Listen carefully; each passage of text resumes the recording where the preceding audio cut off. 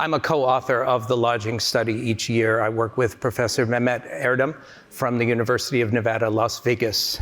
We build a survey, we deploy it. Many of you responded to the survey, and we are revealing the results here today for the first time. They are also available. The slide deck that you'll be seeing here is also available on the event app. So enjoy it. And it's my pleasure now to call to the stage our panelists. Don DeMarinis is Vice President of Sales at Agilysys. Don, come on up. Cool. And Mark Samardich is Strategic Account Executive at Marigold. Mark. Awesome. And Nadav Solomon is founder and president at Tabit. Nadav.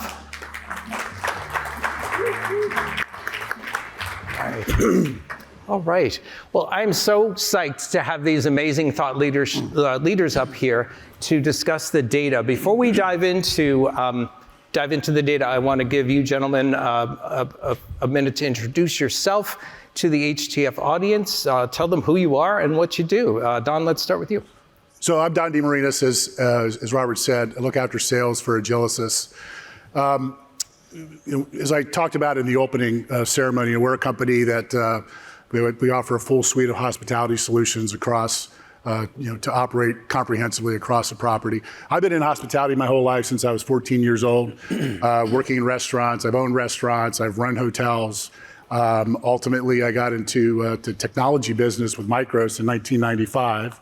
And I've been working with clients, customers like you all, ever since then, from independent restaurants to multi-property restaurants, chain restaurants, sports and entertainment, stadiums, arenas, hotels, across the gamut of hospitality.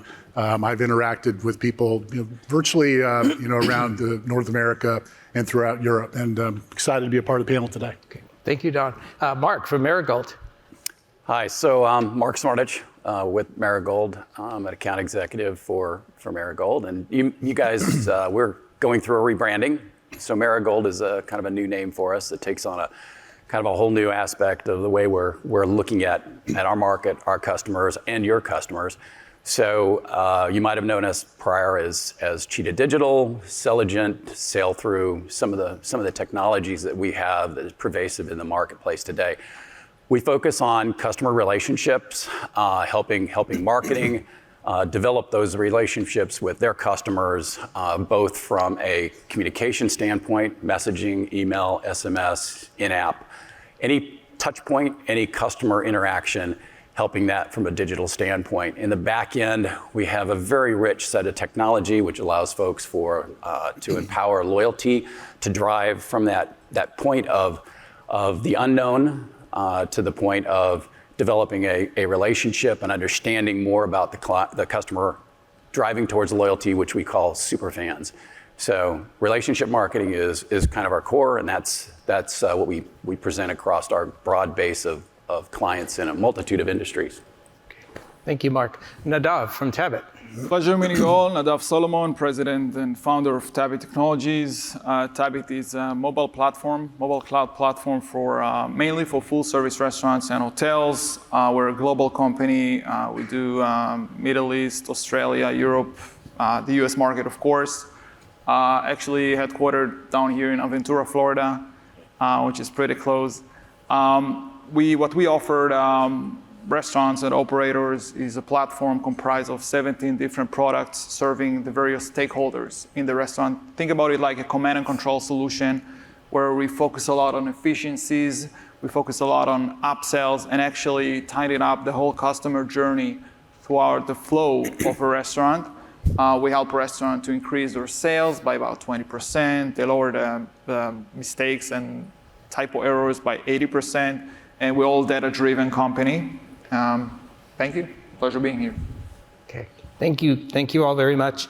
I'm going to now spend a few minutes just so you know what to expect. I'm going to kind of go into professor mode briefly and run through a few data sets that we feel are especially important from our lodging technology study. And then the panel will, each panelist will have a few minutes to comment on the data, and in some cases data of their own or another perspective. So this year, as I mentioned, I'm the co-author of this study with Professor Mehmet Erdem from the University of Nevada, Las Vegas. We're calling this year's study the 2024 Lodging Technology Study, Digital Transformation and ROI. We're being very mindful that we're balancing sort of the shiny new things that technology can bring to lodging, very much grounded in the all-important return on investment. We filled the survey earlier this year. As I said, some of you have taken it. I regard this data as a snapshot of the lodging industry where technology is concerned. And we introduced a few new questions this year. And in fact, the first data set I'm going to show you is an example. We really wanted to know, very bluntly, we wanted to ask hotel operators, is guest-facing technology empowering? And some of you may know or remember, I was interviewed by the New York Times over the summer. A reporter called and said, hey, I'd love to talk about hotel technology with you on the record. I was extremely mindful and suspected that the article was going to be anti-hotel technology, which indeed it was. So my voice in this article was the voice of, here's what it can do for operations, here's what it can do for guests. The toothpaste is out of the tube. I didn't say that exactly. There's no going back. So it was an interesting moment to find myself the champion of lodging technology on such a world stage, if you will. And so this question was a bit inspired by that. We literally wanted to know. Now, the data you see here actually reflects two separate questions we asked to hotel operators. The big picture is guest-facing technology empowering. 71% said hotel guests perceive guest-facing technology to be empowering. That was, that was a relief to us for obvious reasons. 21% of hotel operators who answered the survey said that hotel guests perceive guest-facing technology as being a friction point. And as I said, these were two separate questions that I'm presenting data from. So I believe there is some overlap there. We all kind of know that yes, it can be empowering, and yes, it can be a source of friction, sometimes for the very same guest, depending on the technology. And then on the flip side, we thought it was important to ask hoteliers about employee-facing technology. The big picture question is employee-facing technology empowering? And again, here's one where we see overlap. You'll see that these two percentages add up to more than 100%. Again, it's because we asked two separate questions, and clearly there's some overlap here. 62% felt that employees perceive employee-facing technologies to be empowering. Not quite as big a majority as for guest-facing, but still significant. Here, the friction, though, is a bit higher. 42% of hoteliers report that employees perceive employee-facing technologies as being a friction point, and I think fair enough.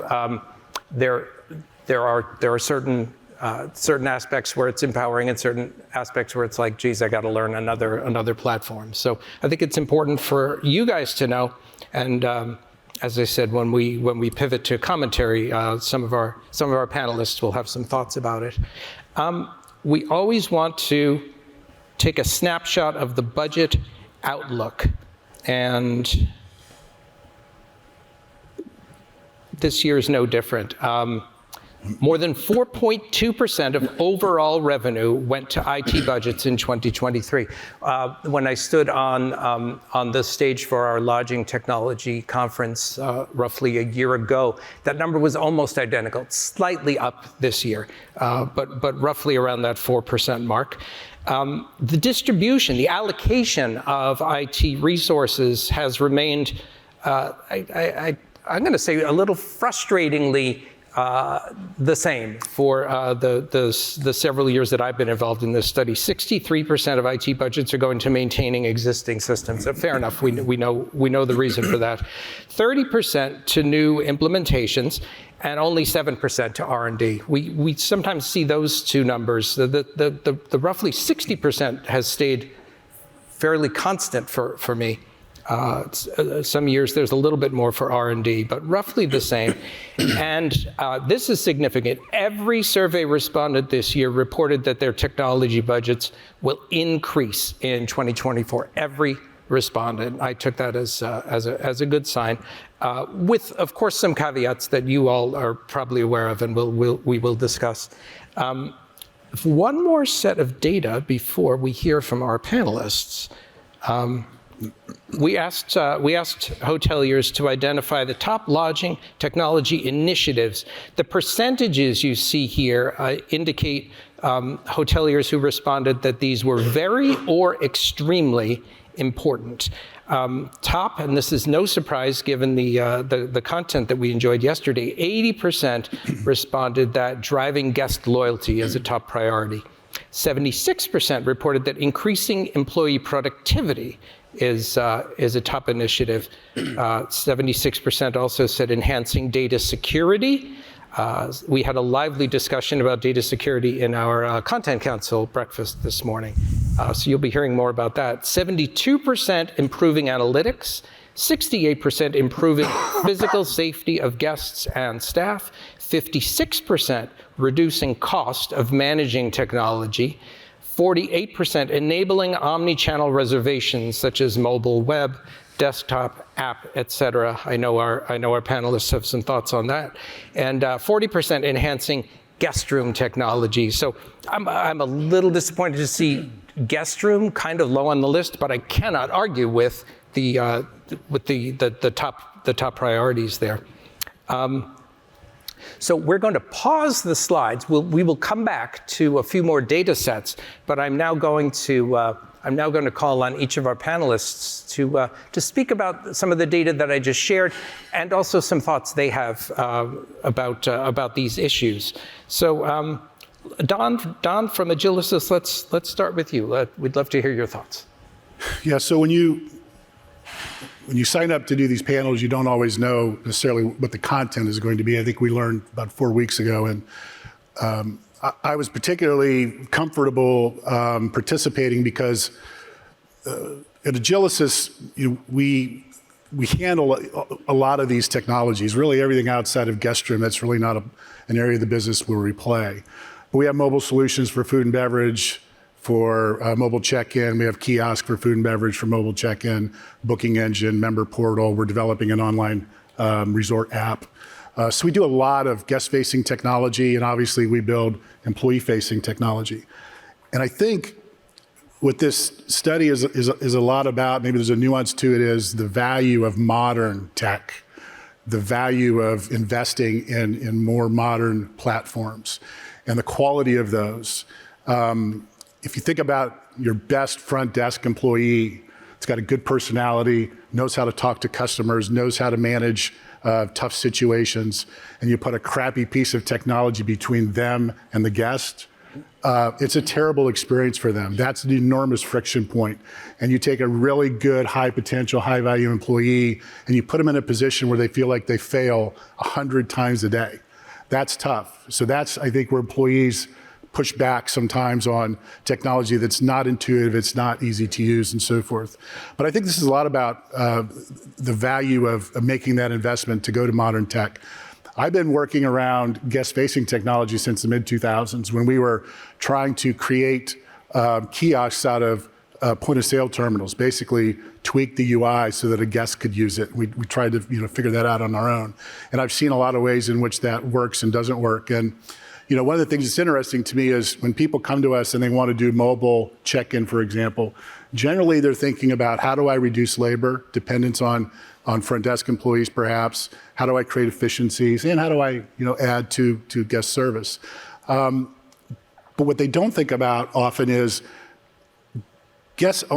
these tools, mobile check-in, takes away a very tactical, transactional interaction between the guest and your employee.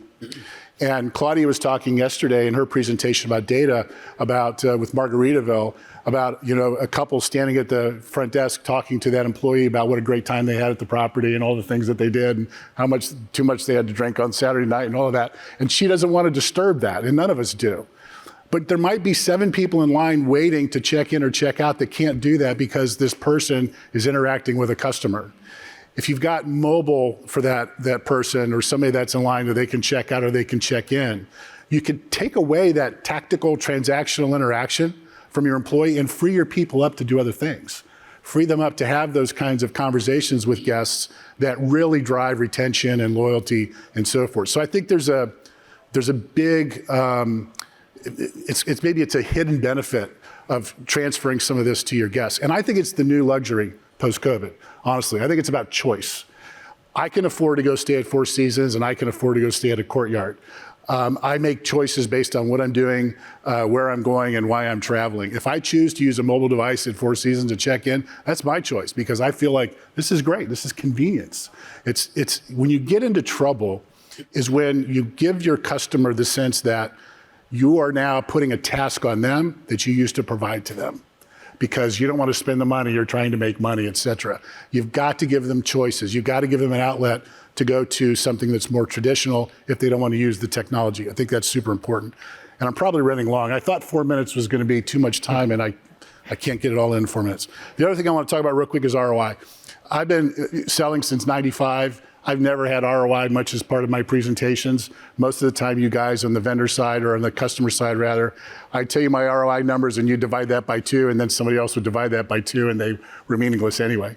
And today, there's so much information on the internet, it's almost a fruitless effort to try to talk about ROI in a very linear way. But I was with a very high-end resort customer in my Micros days about 10 years ago, and we were pitching a global point-of-sale enterprise in the cloud. And the sales rep was doing an ROI presentation, and the CEO stopped and said, you know what, that's all good. We're going to take that into consideration. But ROI for us is maintaining our reputation as a high-end, high-touch luxury destination for our guests. And if you can tell me how that solution helps our people to enable that, collectively, across all the technology and all the things we do, we generate ROI. I don't need to drive my revenue 10% because of your tool if it tears down 1% of my room bookings. That 1% is gonna damage me financially way more than the 10% uplift that you're gonna give me. And I've never forgotten that. I think ROI can sometimes not be a linear, I spend $1, I get $1.50. It's the collection of the things that you do that help you drive the overall experience that you want for your property, whether it's a luxury resort or it's a limited service hotel for a business traveler to get in and get out. Nice. Thank you very much, Don. And we will, as you noted, we'll have. We're looking forward to hearing more about ROI in a little bit. Mark from Marigold, we're eager to hear your insights on these data sets. Terrific, thanks. So what I'd like to do is double tap on this idea of driving kind of the guest loyalty. And everybody's got a definition of loyalty. It doesn't always need to be points. It doesn't need to be stays. Loyalty is, I think, what Don referenced, which is it's that whole customer experience. But when you talk about your client, you talk about guests, you talk about before, during, and after the stay, engagement is highly valuable. It's a way of helping your guests get through an opportunity and a stay and what they've experienced. So it touches everything from operational, it touches the individuals that are there, and it also touches kind of an area that I think, from a Marigold standpoint, we help and facilitate organizations from an IT standpoint and also from a marketing standpoint. And that's really kind of double tap on this idea of guest loyalty. So we know that guest loyalty absolutely drives value. It's been proven across all industries. And I've got some stats for you. We know that it drives engagement. Engagement then drives the ability for smart offers, personalized types of if you will, any type of information. It provides the ability for you to learn about your guest and understand them more, which makes it more of an authentic type of relationship rather than that that simple marketing relationship where I'm pushing out offers. We know that from that, it better increases our ability for analytics, for optimization, for doing some of those wonderful things that we like to do to be able to understand our guests much better. Technology, obviously is something that's important, and we do know that drives and improves, that guest experience. And it's an experience that goes across the entire organization. I got a couple statistics that I want to kind of chat about. And this kind of runs in line with some of the things that Marigold helps our customers with. And that's from a messaging standpoint. And email, I know we all use it, we still use it, and we're going to continue to use it. And both email and mobile are literally on the rise. We're finding that we're seeing better responses as we personalize. When you take a look at delivery rates for emails, it's up 99 to about close to 99% across the board. We're seeing like 75% in the actual open rates that are taking place. So this is significant. And now it comes back to our personalized message in order to do better. When you talk about click-throughs, we're seeing 26% across the board within our industry, within the hospitality industry. One of the things I'd like to point out is when you double tap on loyalty and you talk about a good program to members, you can increase these percentages of open, of action, of actively call to action and actually having your guests do something by another 24%. So this is huge. So the value of a member, the value of your loyalty folks is extremely high. Some of the statistics I wanted to talk about, and I've got a few notes here, is that 60% of the customers, obviously are happy to share information. So it's an advantage for us to ask them good questions. It's our advantage to touch them, before the stay, during the stay, and after the stay. Maybe it's simple things of a survey. It could be simple things of a quick poll during their stay. It could be helpful hints of things that they would like to do. So, when you look at that, it's huge. We look at 30 to 60%, and this is kind of varies across the industry, that drives stays, additional revenue. Members are driving that by 30 to 60% of your total revenue. You can expect to be driven by members. So there's a lot of value in creating those members and building those members in that group of folks. So 40 to 45% of members would say they're making a decision on the place that they're going to stay based on their loyalty and based on having a membership with a certain brand. So there's a lot of brand loyalty there. One of the things I wanted to also mention is if you look at it, 58%, which this is a huge opportunity of our market, basically is not tied, has no loyalty, does not have an affinity. That's a lot of upside for us to be able to take advantage of. So getting folks into that mindset to be more brand associated, developing a relationship with our customers and learning more about them so we can offer better services, we can offer the right services, I think is hugely important. One of the things I would say from a standpoint of best practices, and I think we heard this yesterday from Brian Williams, is, and I kind of summed it up, know me, recognize me, and then reward me for my value. Those are huge, and I don't think we do, across all industries, I don't think we do a great job of doing that. But if you can do those three things, that really helps us get to that achievement of loyalty, becoming a super fan, and beyond. I think if you think outside the box and you think about other things, let's think about the partner ecosystem and how we can develop that. From a landscape standpoint, we're all in a different stage of our journey. Some of us have loyalty programs, some of us don't. Some of us have loyalty programs we've created internally, and some of those programs are not able to provide because of the systems. And that's where I think technology elevates that ability to start helping marketing do the things that they would like to be able to do. I had just a couple more points, and I know, like Don, this runs a little long. But from a challenge standpoint, what I see working with my customers is you've got marketing demanding from IT keeping the lights on and trying to figure out how to make sure that everything works on a day-to-day basis. And we've got to look at this and not boil the ocean. We've got to find areas where we can employ and deploy technology that provides that incremental step, that incremental value for our customers and for our guests, throughout that stay process. And I think one of the other things I've seen, and it goes back to the ROI aspect, is ROI is really a tough thing to put a number on. Because when you look at ROI, is it because I engaged them and I brought them in one more stay? Is it because of somebody or something at the property did something that was super, super special? So those are some things I think are hard to put numbers on. And as Don said, you capitalize on something and promote something, it may damage something else, which is really the mission of the property. So you got to be very, very careful with that. One of the other things and I'll make a plug here and then I'll be done. It's a shameless plug. But when it comes to engagement, we in this industry have so many ways to be able to engage with our guests. I mean, a simple thing is being able to send them an SMS during the stay that then drops them into a page or a web page or a process that talks about some of the local events, helps them, maybe with their stay.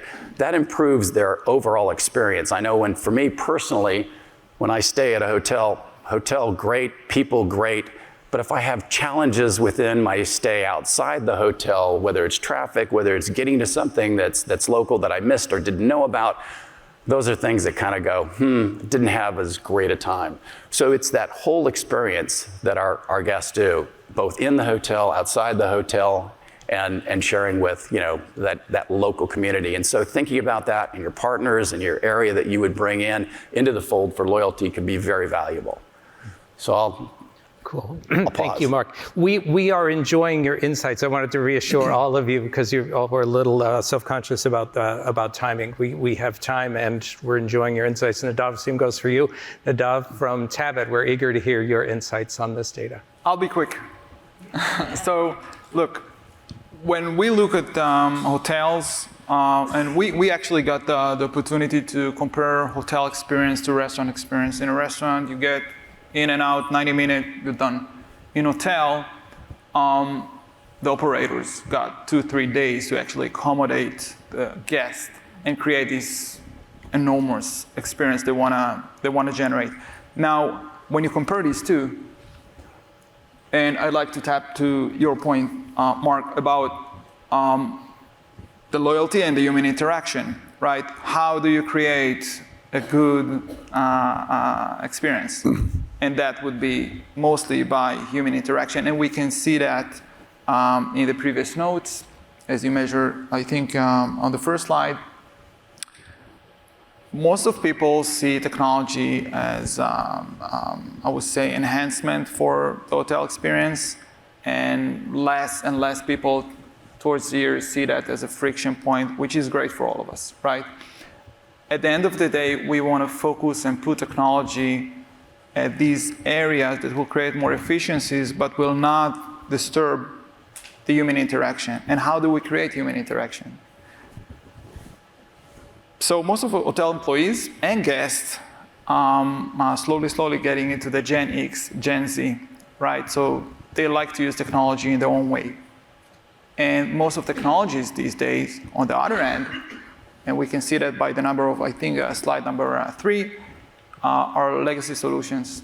And it's hard for them to use these solutions in order to create a hospitality experience, back to your point, where actually we want to put the right technology at the areas that are not including any human interaction there, and focus our good employees on the areas where they can bring benefits to the business. And what are the areas?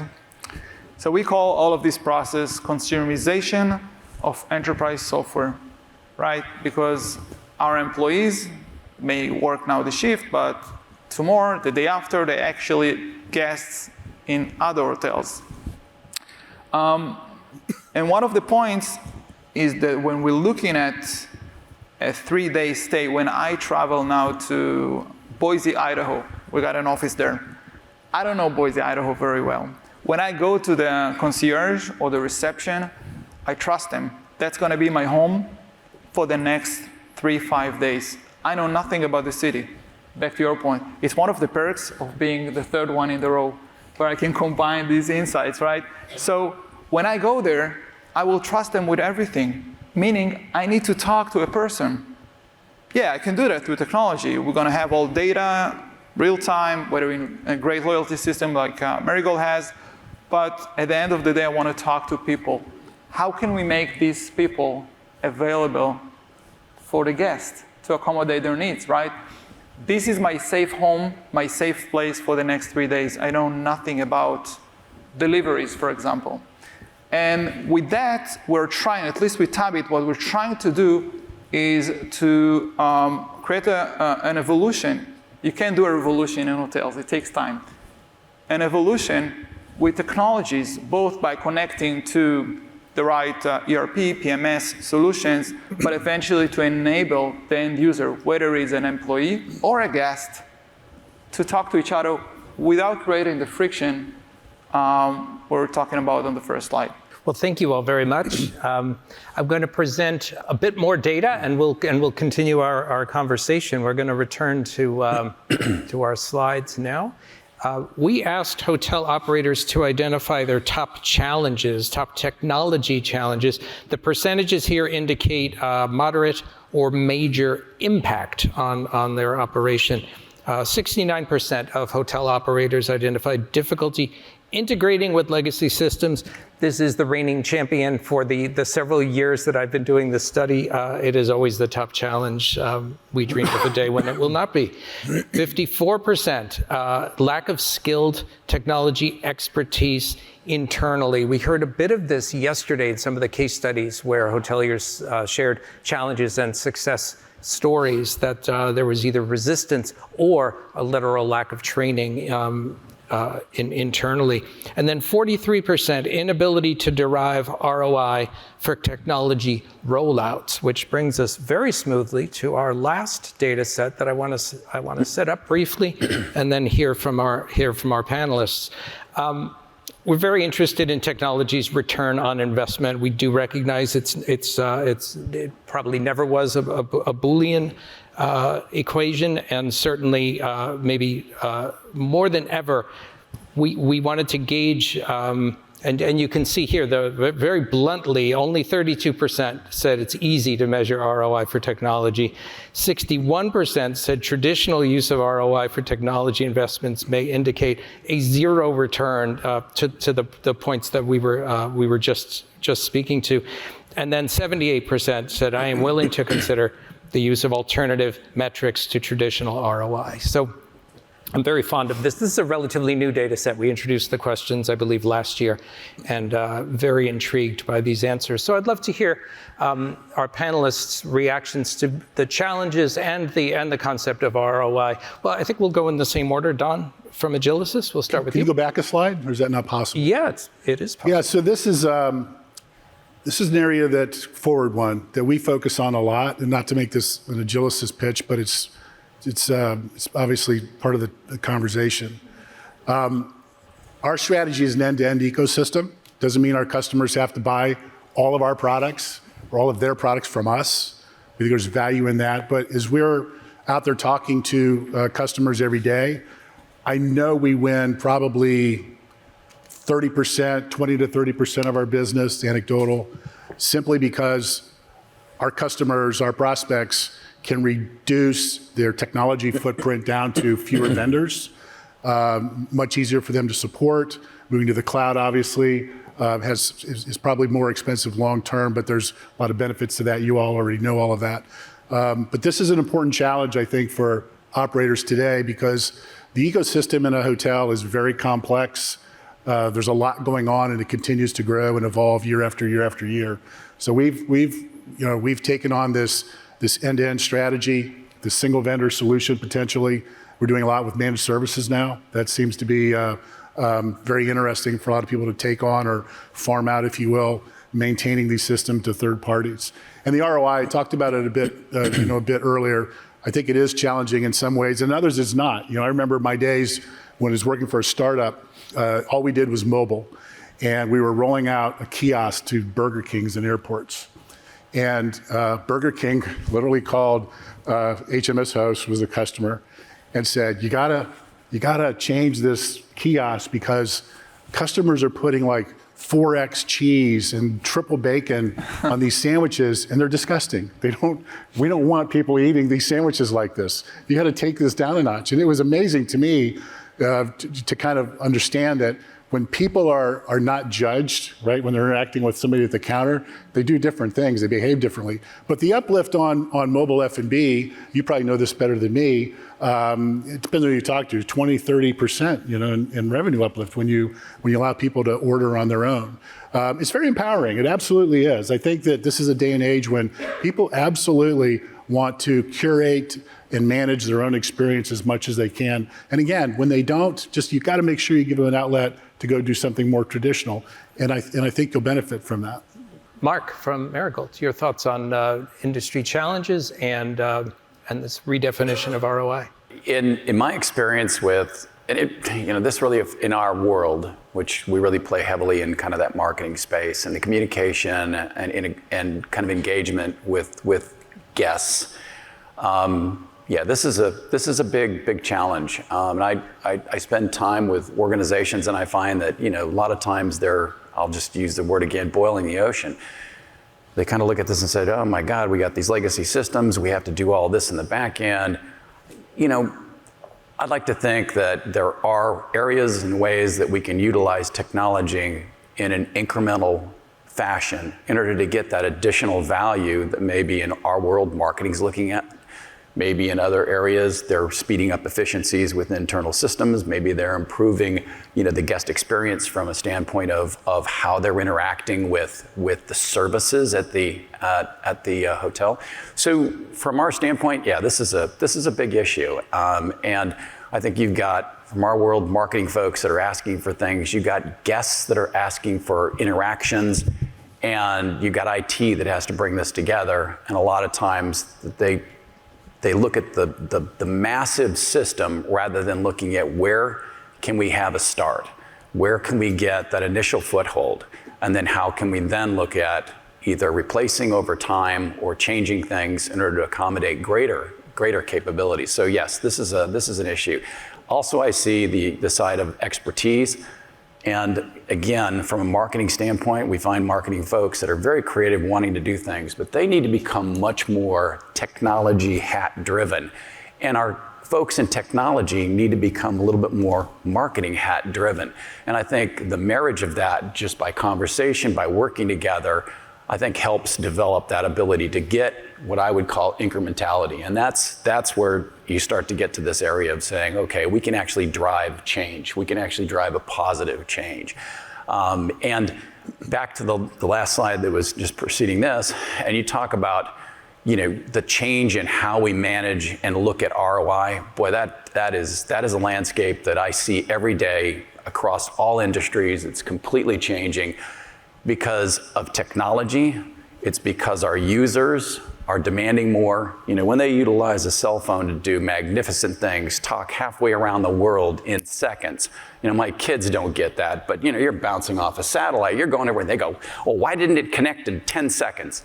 Well, you're doing things that we've never done before across our entire organization, and our customers are demanding even more. And so that pace is a challenge to come up with. And back to the ROI process, we've got to change our metrics for ROI.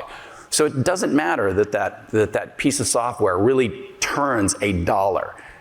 What did it do to the experience to the guest that said, hey, top of mind, hey, I'm thinking about that brand, and you know what? Next year we want to go here. Next year we want to use this for our vacation. Next year, I was here for business and I'm bringing the family back. Whatever the value was, we've got to create that. But that's a hard thing. That's a hard thing to put a number on. And I think folks that are successful, they have a brand focus, they have a mission, and they're true to their mission. And I think that's one of the crazy things that our company did when it changed the name to Marigold. It wanted to be more authentic. It didn't want to have a name that, hey, we're digital this or digital that. It wanted to be authentic. It wanted to say, we're grounded. Our mission is to do relationships. It's to create relationships. And we do this every day in our lives. I mean, amongst the show, we've created relationships. I've created relationships with folks here through the show. Fabulous. So I'm going to pause there because I know my time. Yeah, I'm watching the clock. And Nadav, we'd love to hear your thoughts on these industry challenges and also this redefinition of ROI. Sure. Can you go back one slide, please? Sure. It's not surprising, the 69% legacy system integration challenges. And I like to tap in what you mentioned about your kids. Okay? If they're expecting, the customers today and the employees expecting everything to be so fast in their phones, right? Because that's what they do today when they're using their phones, and they're trying, also expecting the enterprise software to do the same thing. So it's not surprising. I would have to agree with that. But I like it, the fact that at least it's out there. I think that at least when I compare this research to previous years' researches, and I'm bringing all of them in the past at least 15 years. So I think that at least now people are aware.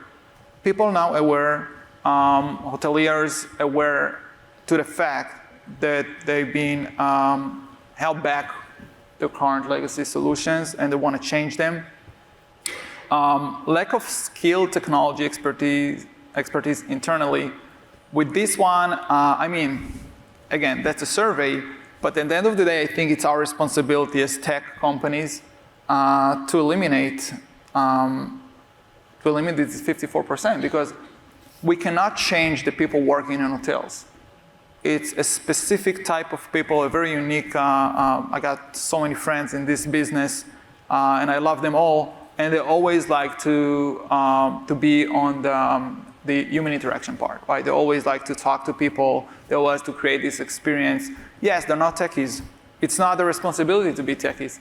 It's our responsibility as tech companies to actually help them be better without being techies, right? So I think that's a very important one. Can you go to the ROI next slide, please? Mm-hmm.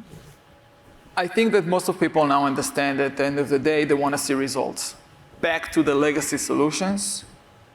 If your system cannot drive the right data at the right time so you can measure what you're doing, you will never be able to show results, or at least to show the results, right?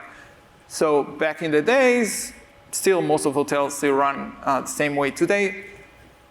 Decision maker made decisions based on gut feelings, not based data-driven results, right? Because they were held back again by legacy technologies who were not able to harvest the right data and post it out as the right insight at the right time.